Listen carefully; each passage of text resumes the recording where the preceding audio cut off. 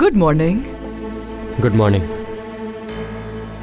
या मेरे अल्लाह, सुबह सुबह इसके मूड को क्या हो गया? Good morning. Good morning.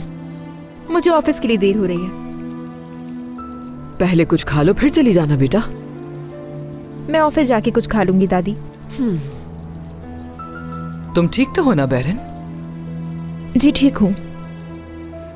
तुम्हारा मूड भी कुछ ठीक नहीं लग रहा और सनान का मूड भी खराब है। मुझे बताओ आखिर हुआ क्या है?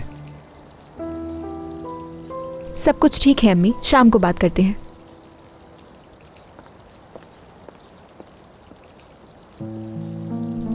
मुझे कुछ नहीं मालूम मम्मी। शायद तुम मुझे कुछ बताना नहीं चाहती हो तूबा।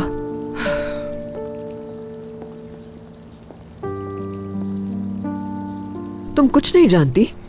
कोई बात तो जरूर हुई है तूबा। तुम तीनों का मूड जब ही इतना ज्यादा खराब है। सुबह सुबह अक्सर मूड खराब होता है दादी, जरूरी नहीं कि कोई वजह ही हो। देखो बेटा, तुम्हें मुझसे इस तरह बात नहीं करनी चाहिए।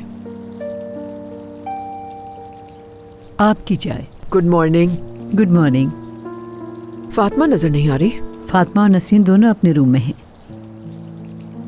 काम क्यों नहीं कर रही हैं ये दोनों आखिर?